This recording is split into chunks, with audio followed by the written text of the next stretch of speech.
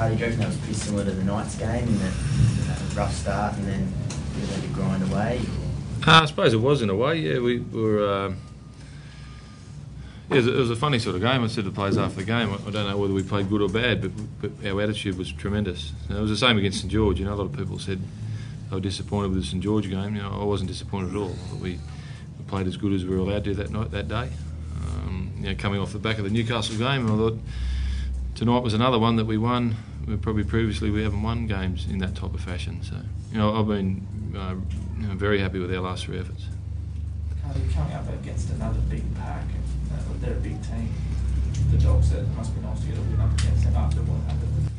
Yeah, it was. You know, sometimes people just look at the result of the game. You know, they don't look at the you know, the toing and froing, and you know, they don't sit up all hours of the night watching replays of it and wonder why things went wrong. And nothing went wrong against St George. You know, to say that we were a monster was ridiculous. I think we made 80 more tackles than them. You know, we made 360 tackles that day, coming off a very hot day against the Knights. Tonight we're back to about our average of 250 or something, and you got more juice in the legs. It's not hard. Yeah, you don't want to lose a player of that class. We're not sure whether he'll be back next week. He has worked very hard on it. You know, we were hopeful to get him back tonight. We definitely won't risk him unless he's 100%. We won't risk him. Do you think it's sort of throwing that sort of cloud off you that you can't win without it? Oh, mate, you'll never get rid of that. You know, it's like I say, people don't look at the results of what's gone by. Tomorrow's paper will say we won, so they'll say we can win without him.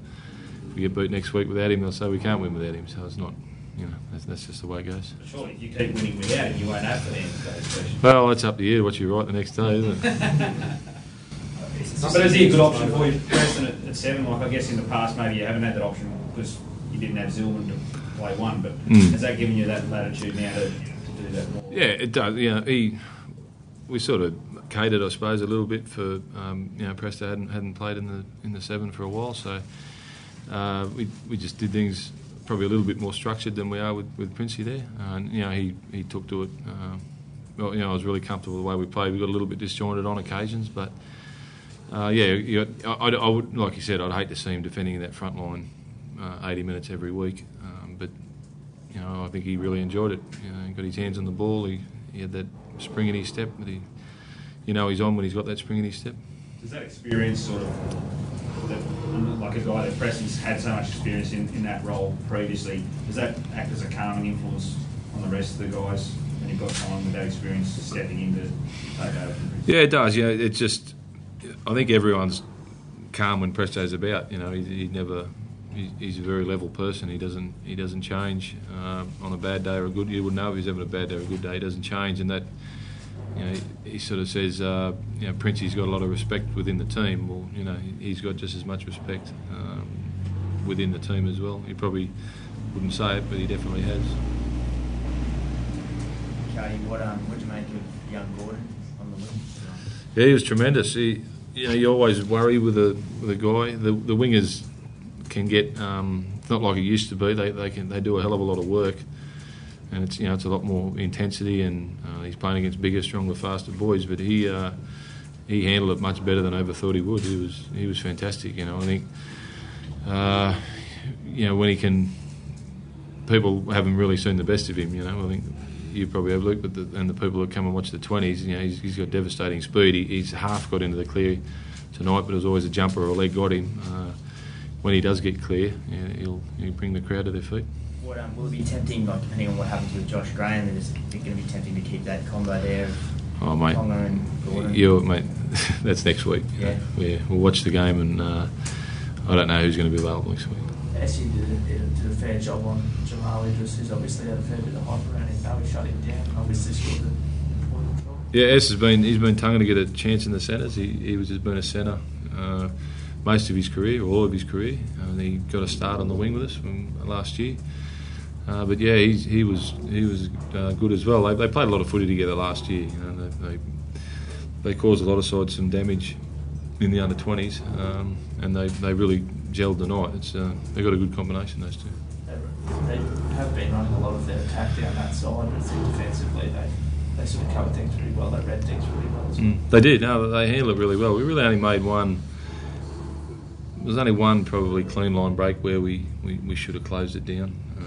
We had players in the right position, but we just missed a tackle. So, structurally our defence is going really good. So what do you make of Chris Walker's return, limited opportunity? Yeah, he didn't get much of a chance, mate, but it's only early days. He's obviously going to be a little bit ring rusty. He's only had a couple of games in the Queensland Cup, but he's going to get better with time on the field. I thought he looked sharp in the little things that he had to do.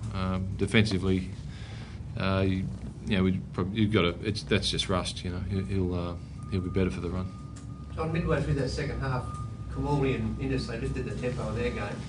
You just seemed to lift with them and got the crowd into the game. Were you happy the way they responded to the way they... Yeah, we did. Because they're very dangerous at a dummy half with Ennis and Patton. They're dangerous runners there.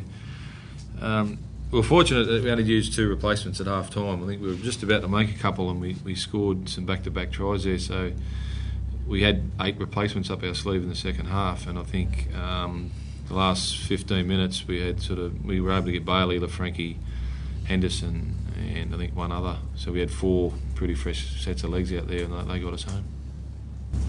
You were slugs on a few penalties, especially before after. Yeah.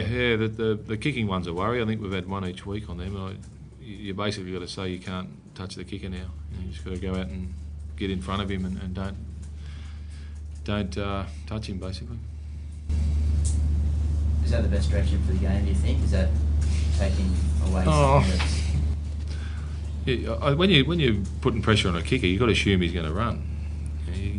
Anyone who's got the ball in their hand, you've got to assume they're going to run. And it's a split-second thing once he decides to... Luke, I don't think even...